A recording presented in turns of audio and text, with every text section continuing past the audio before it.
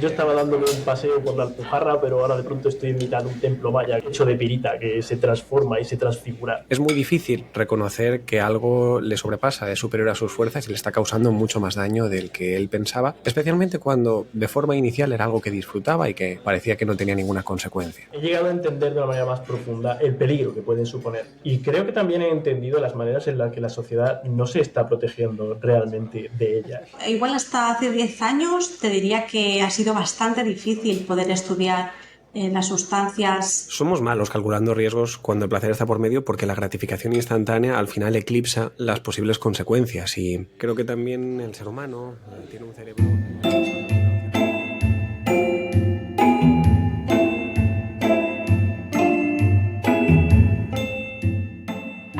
Permíteme que me cuele en tu oído. Esta voz que estás escuchando, en realidad, no soy yo. Son chisporroteos eléctricos en el interior de tu cabeza. Tu particular versión de mí, Ignacio Crespo, médico y divulgador científico. Y ahora que llevo 2 temporadas habitando en vuestros cerebros, puedo escuchar lo que pensáis. Así que, ¿por qué no aprovecharlo para Mentescopia? Un podcast de Cibersam financiado en convocatoria competitiva con la FECIT.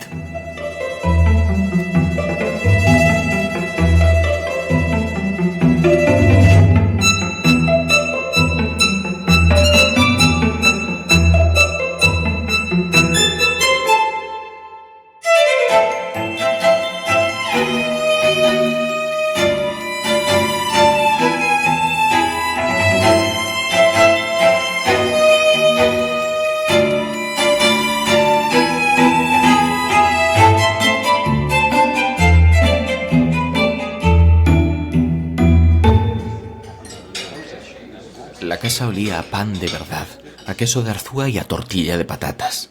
Esa misma mañana había estado a punto de comprar un pan ecológico que costaba casi como toda aquella cena. ¿Y por qué? Porque estaba obsesionado por cuidarme, pero cuidando solo mi alimentación y mi actividad física. Era lógico. Estaba preocupado porque seguía entrevistando telepáticamente a la gente y eso normal tampoco era. Pero en la panadería hipster aquella, una psicóloga y un nutricionista me recordaron que, a veces, cuidarse también significa aprender a compaginar la alimentación y el ejercicio con esa dimensión social que nos reúne a todos para compartir una cena. Y allí estaba, rodeado de amigos en mi casa. No era muy espaciosa, pero con la excusa de la comida había reunido a casi 15 personas en torno a una mesa precaria, 5 incómodas sillas y el brazo de un sofá. Todavía faltaban un par de personas y justo en ese momento sonó el timbre. Era Ono, un ingeniero de moño y rasgos afilados que lucía leggings bajo un pantalón corto, una camisa holgada y un par de botas. Sus ojos estaban algo rojos y no pude evitar preguntar telepáticamente lo que nunca le había preguntado a viva voz. Consumo cigarrillos como muchas otras personas que hemos caído en esa adicción tan desagradable. Y aparte de eso, pues cae algún porrillo de vez en cuando para echar la tarde. Y ocasionalmente sí que he probado algún psicodélico. Ocasionalmente, quizá con la regularidad de 1 vez al año, 2 veces al año. ¿Pero por qué? Tal vez para otras personas era más evidente la respuesta, pero para mí, que no tomo café y, aunque bebo ocasionalmente, nunca me he emborrachado, me costaba entender cómo alguien tan inteligente y exitoso como él, con su doctorado de ingeniería, había terminado recurriendo a las drogas. Diría que en el caso del tabaco ha sido un error. Pues lo típico, te pilla una etapa de ansiedad, empiezas, no te estás pensando bien en lo que te estás metiendo y ya te has metido. Quizá, bueno, cuando he probado marihuana ha sido una cosa más social, más ocasional. No diría que lo hago por nada en particular, pues es divertido como el alcohol, mientras no se abuse. Los psicodélicos diría yo que añaden algo un poco más especial, un poco más exclusivo. Diría que les otorgo un poco más de un valor propio. Los consumo de una forma más intencionada. Realmente los consumo con la idea de intentar desacoplarme un poco de mi contexto en ese instante del tiempo y volver a recuperar un poco de perspectiva, ¿no? De visión global. Ono ya se había unido a los demás en la mesa, pero mientras trasteaba yo en la cocina, me seguía preguntando por qué. Eso era lo que llamaban uso recreativo, pero ¿dónde estaba la recreación? Si estamos hablando, pues, de LSD o de setas, hay una sensación de emoción. Te emocionas fácilmente con lo que hay en tu entorno, con sus colores, con las ideas que representan, con tus propios pensamientos, te emocionas. Y sientes un gran alivio pues en tus propios pesares, ¿no? Y en tus propias rayadas de la cabeza. Tu atención se va un poco tanto del pasado o del futuro y se coloca de una manera muy centrada en el presente. Creo que la combinación de esos dos elementos, si le sumas pues algo de psicodelia, alucinaciones, que puede ser la parte divertida, ¿no? Un poco más recreativa, es una experiencia que durante una tarde te saca completamente de tu vida, te lleva de experiencia por algo que es lo suficientemente impresivo o impresionante para ti como para que realmente te desentiendas de otras movidas de tu día a día. Y te da algo para pensar en la semana siguiente, después de haberte disociado, te lo has pasado bien, has descubierto cosas nuevas y te has encontrado contigo mismo en ese espacio quizá vacío de estrés. ¿Qué eran entonces las drogas de uso recreativo? Porque evadirte de una situación estresante parece más terapéutico que otra cosa. Me senté a la mesa pensativo, con más preguntas que respuestas, pero frente a mí estaba sentada la solución y me di cuenta nada más alzar la vista. El consumo recreativo de drogas se define como aquel consumo de sustancias psicoactivas destinado al placer o a optimizar la experiencia placentera de una actividad más que pues, a otras actividades productivas, como puede ser consumo de cafeína o de cocaína para trabajar. Está más enfocado, por ejemplo, al alcohol o a la cocaína, de cara a aumentar los efectos de la fiesta, a pasárselo mejor y a tener una experiencia de mayor bienestar en compañía o en solitario de lo que esa misma experiencia sin drogas podría suponer. El convidado se llamaba Daniel Orts, un médico especialista en salud pública y dedicado clínicamente a las conductas adictivas en el Centro de Salud de La Coma, en Valencia. Conocía bien a Dani. Incluso habíamos sido compañeros de piso durante un breve periodo al terminar la carrera. Así que, confiando en su rigor, decidí preguntarle por esa legendaria bestia de la que hablaban todos los usuarios, el ilustre consumo responsable. Normalmente la adicción es algo antagónica al consumo responsable o al consumo controlado, porque precisamente lo que identifica a una adicción es esa pérdida de control, es esa impulsividad que va más allá de las fuerzas mentales del sujeto a la hora de limitar lo que quiere y cuándo quiere consumir. Así que podemos anteponer que el consumo responsable es algo donde la persona sigue teniendo cierto control de los límites del consumo y de la experiencia, mientras que en una adicción ya se han superado esas barreras y hay un consumo mucho más problemático, patológico, de algo que la persona ya no tiene entre sus manos, digamos. Sabía que Dani no tendría el menor problema en ser tan sincero en voz alta como en sus propios pensamientos, pero elevar ese debate entre consumidor y médico de adicciones al resto de la mesa podía haber incomodado a los invitados con más apetito que curiosidad. ¿Cómo sería cruzar esa delgada línea entre el consumo responsable y la adicción? Es algo que, sin la menor duda, o no había reflexionado. Lo de la marihuana yo en ese momento pensaba que era solamente un parche. Tú cuando nunca has sido un consumidor asiduo, nunca te crees que te vas a meter en una adicción. Es que no lo ves. O sea, si siempre has sido un empollón muy disciplinado, muy riguroso, con alguien que cree que tiene unos límites estrictos, es que no te lo ves venir. Porque por muchos límites que tengas, en ciertas situaciones, la presión psicológica puede vencer. Y en ese momento consumía exclusivamente pensando que eso iba a ser unas semanas. Precisamente las personas más jóvenes consideran mucho más peligroso el tabaco y la nicotina que el cannabis y la marihuana y el THC. Por lo tanto, al tener una percepción mucho más baja de consumo y de riesgo, un consumo muy grande o un consumo en mayor cantidad no lo perciben como algo tan problemático como el de, por ejemplo, fumar un paquete diario. Y al final yo me encuentro en consulta a adolescentes que puedan fumar unos 10, 15 porros al día, pero es que en su entorno es algo normal. Por lo tanto, ellos creen que tienen un consumo controlado porque también su entorno les ha condicionado a creer que eso no da tantos problemas. La frontera entre el consumo responsable y la adicción es difusa, como el atardecer. Uno no es consciente del instante exacto en el que se hace de noche. Solo se da cuenta cuando la oscuridad te envuelve y el sol es tan solo un recuerdo. Considero definitivamente que soy adicto al tabaco y al café. Y sobre todo, soy muy adicto al trabajo. Muy adicto a mi trabajo. Y en gran medida siento que cuando acudo a otras sustancias que no son ni mucho menos solamente pues estas sustancias recreativas. También ahí están los fármacos, ¿sabes? Y los ansiolíticos y los antidepresivos y todas estas cosas. No consumo ninguno de ellos, pero también se ofertan.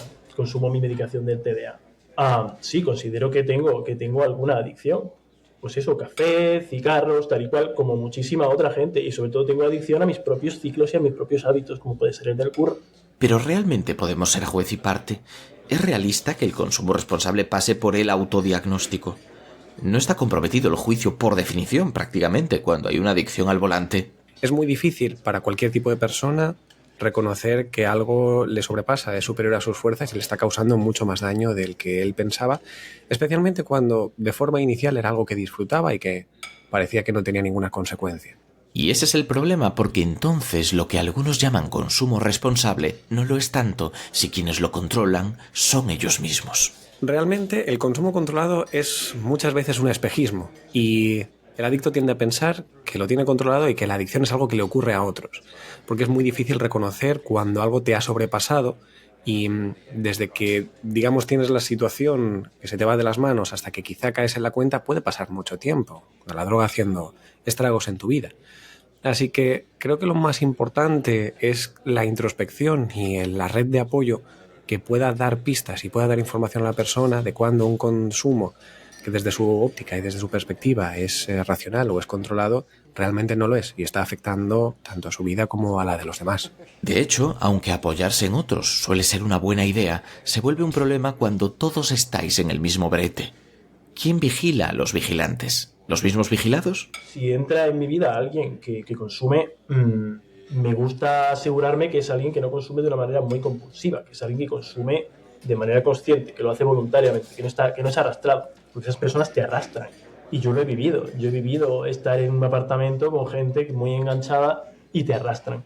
Por eso es tan importante la transparencia, porque desde fuera es más fácil saber cuándo anochece. Con mi padre fue muy transparente. Estábamos en pandemia y quedamos encerrados él y yo en un apartamento 3 meses. Encerrados es una forma de decirlo, yo creo que es bastante precisa. Y nada, en algún momento le dije, mira, para que tengamos una buena convivencia, yo esta tarde me voy a fumar un cauto.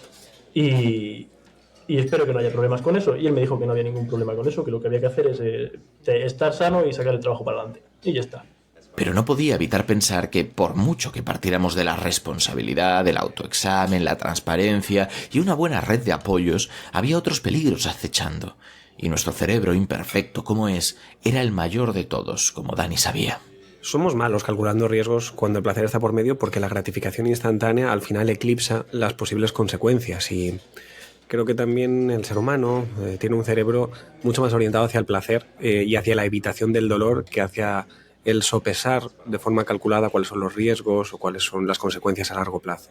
Y es verdad que algo que de forma inmediata nos puede aliviar el dolor, nos puede gratificar, nos puede dar placer y nos puede dar una recompensa más rápida, tiende a postergar o a quitar otras prioridades de vida pues por el mecanismo evolutivo, digamos, del sistema de recompensa del cerebro.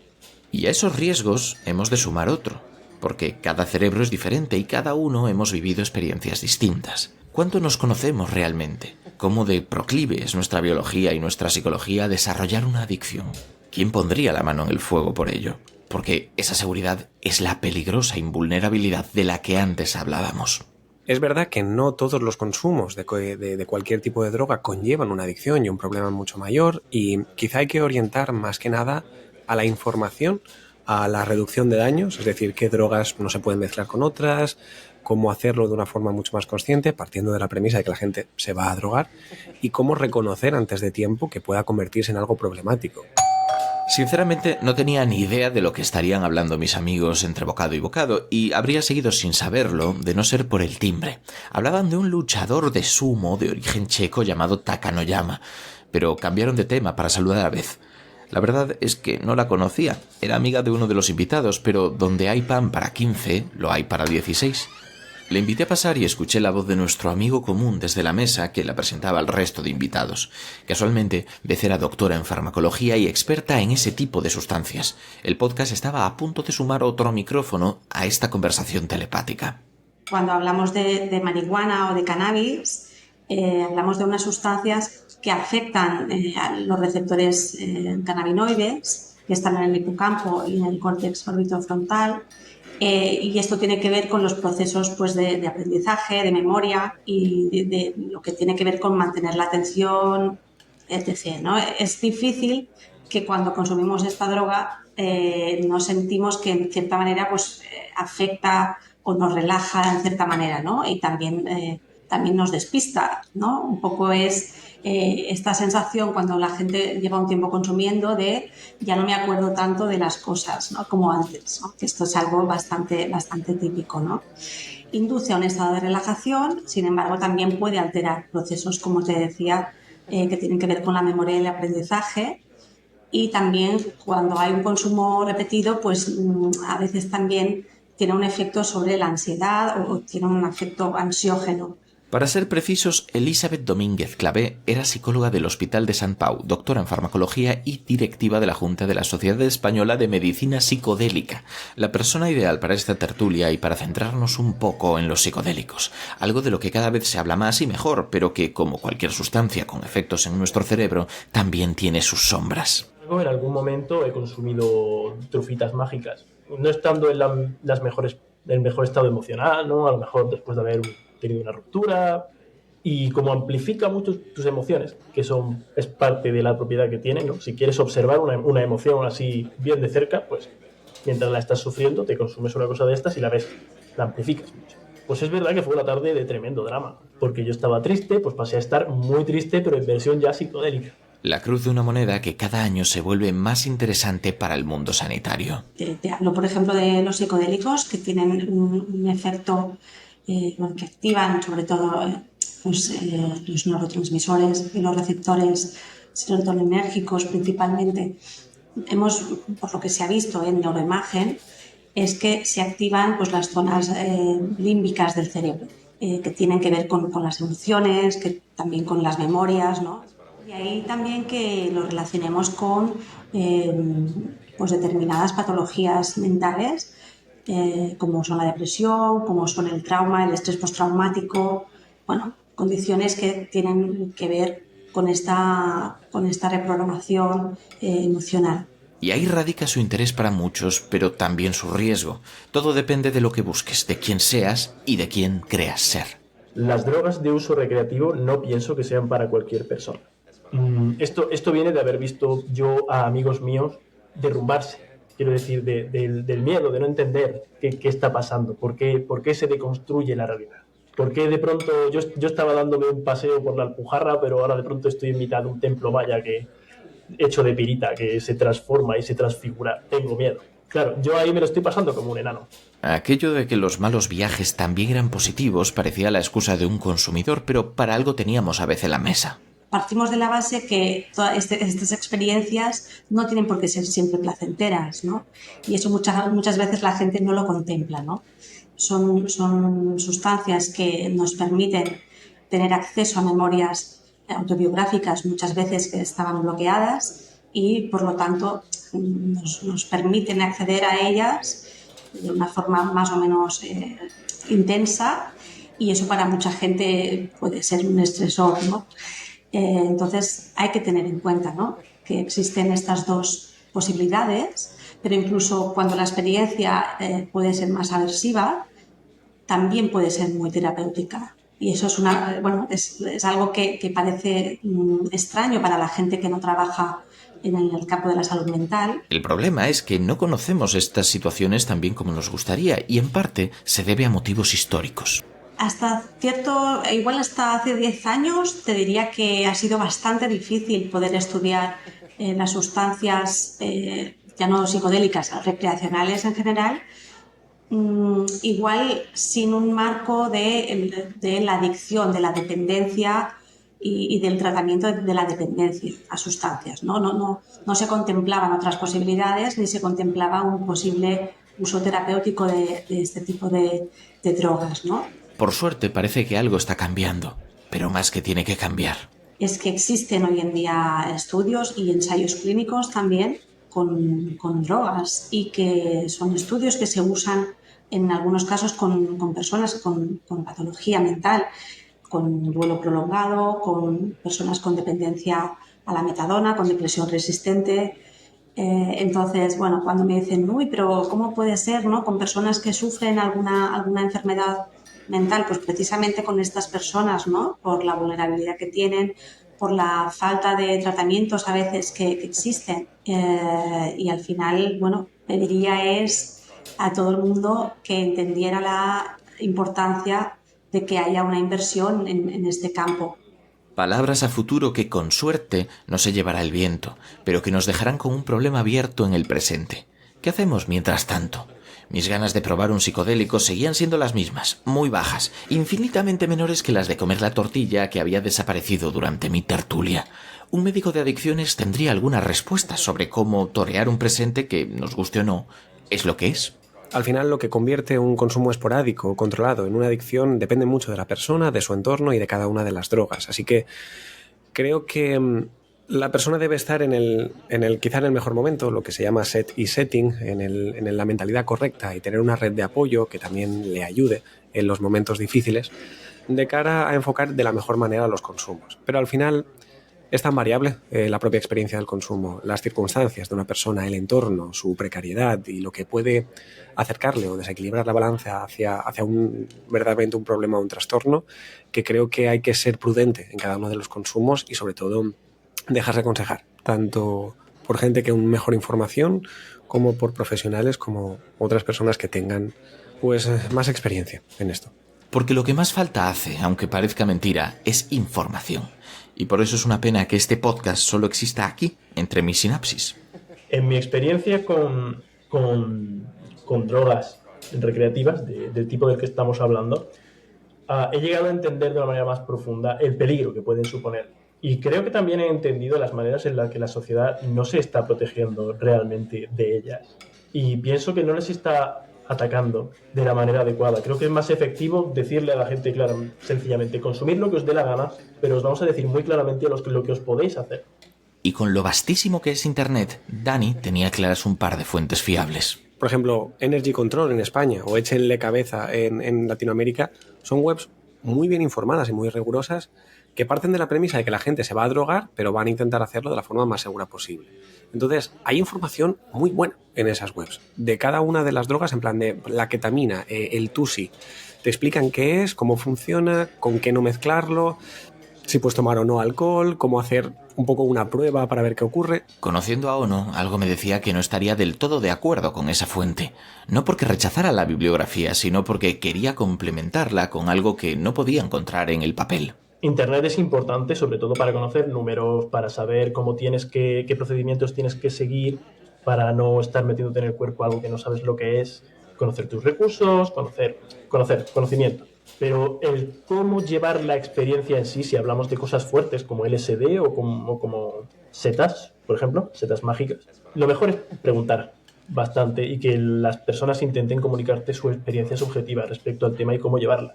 Porque es muy fácil asustarse con esas cosas. Son experiencias intensas. Era unánime. La información es clave y, por suerte, cada vez se informa más. Entonces, es verdad que existen peligros, pero veo que cada vez la gente está más informada y que busca la evidencia científica, que es algo que antes no ocurría, ¿no? Cada vez conozco más gente que busca artículos que están publicados en revistas conocidas, se informa de dosis, se informa de cosas, de efectos adversos.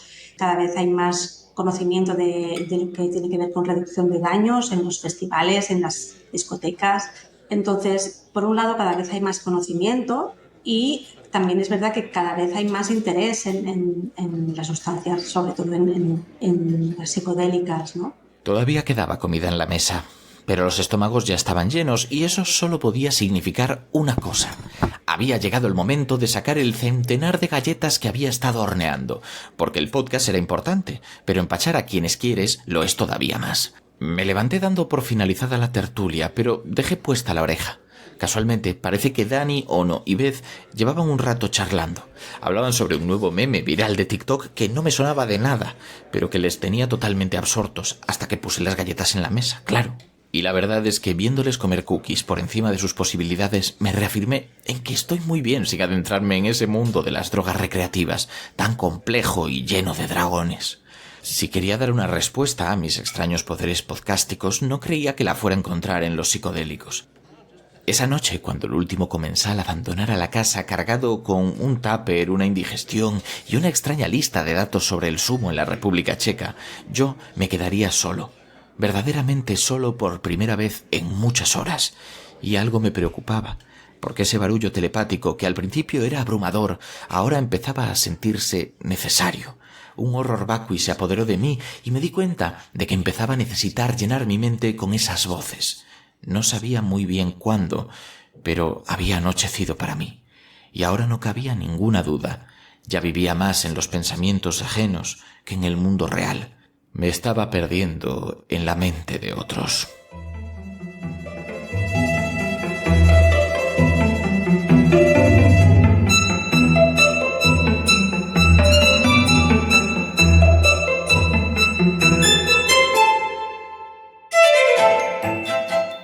Mentescopia es un proyecto impulsado por el Grupo Multidisciplinar de Psiquiatría Translacional, SINAL, grupo de investigación perteneciente al Instituto de Biomedicina de Sevilla y a la red CiberSam, con la colaboración de la Fundación Española para la Ciencia y la Tecnología, Ministerio de Ciencia, Innovación y Universidades, FECIC, y de Angelini Pharma, coordinado por Quantum Fracture.